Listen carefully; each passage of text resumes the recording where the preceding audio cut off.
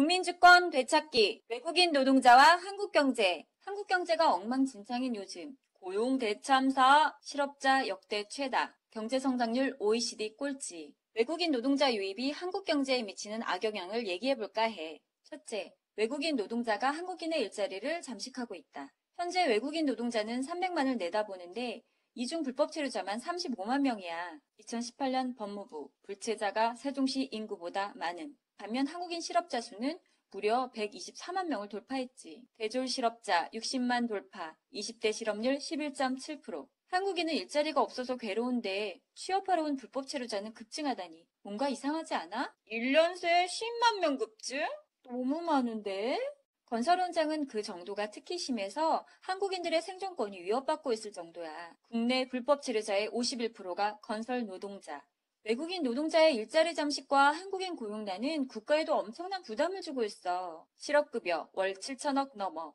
역대 최다 지급. 둘째, 외국인 노동자, 특히 불법 체류자 고용은 나쁜 일자리를 만들어낸다. 불법 고용은 임금과 복지가 좋지 않고 나쁜 일자리가 되지. 한국인은 기피하게 되는 악순환이 계속돼. 한국은 현재 불법 체류자가 무한정으로 공급되고 있는 나라야. 매달 16,000명이 증가하고 있고 단속 인원은 겨우 257명뿐. 모든 일자리를 좋은 일자리로 만들려면 불법 체류자 고용을 멈춰야 해. 여러 선진국처럼. 세 번째, 외국인 노동자로 인해 한국인이 역차별을 받고 있다. 국가는 국민을 위해 있는 거 아니야? 억울하고 서운해. 본국에 가면 나는 부자. 우선 불법 체류자 고용은 그 자체가 역차별이래.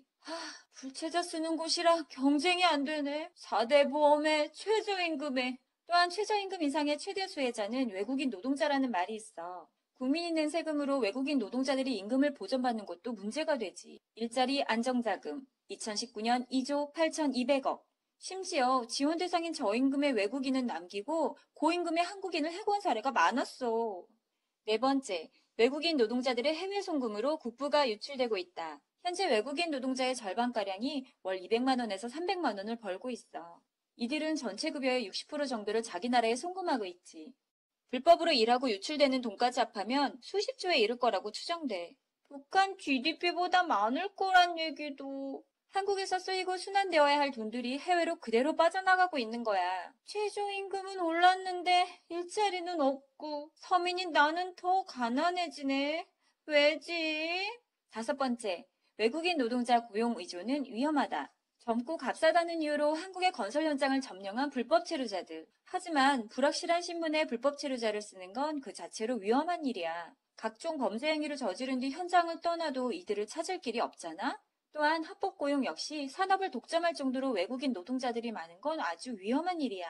농업, 건설 현장, 제조업, 우리가 독점. 산업을 차지한 외국인 노동자들이 갑자기 집단 행동을 한다면 어떻게 될까? 우리 없으면 어차피 일 안 돌아가잖아요.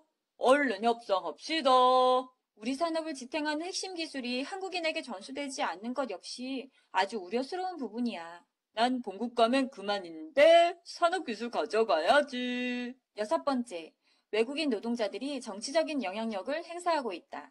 먼저 우리나라는 외국인도 지방선거 투표권이 있는 나라야. 또한 불법 체류자도 노조를 설립할 수 있는 나라지.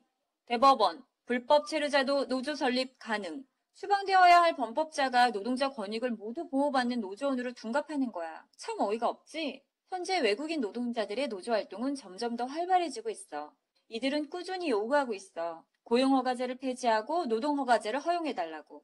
불법 체류자 단속과 추방을 중단하고 불법 체류자를 전면 합법화시키라고 요구하고 있지. 하나같이 비상식적이고 한국 경제를 망칠 주장들이야. 자, 지금까지 많은 문제들을 살펴봤어. 그런데 더 큰 문제가 있어. 앞으로가 훨씬 더 암울하다는 거야. 문재인 정부가 신남방 정책으로 무비자를 남발하기 시작했고 숙련기능 점수제 비자를 신설해 연구 체류 자격도 남발하기로 했거든. 외국인 숙련공 최대 60만 수용.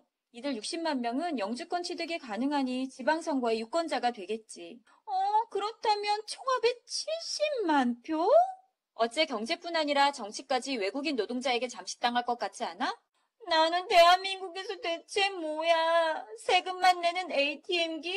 눈을 돌려 세계를 바라보면 우리만큼 암울한 곳은 별로 없는 것 같아. 여러 선진국들은 외국인 노동자 정책을 제한적으로 운용하고 있거든.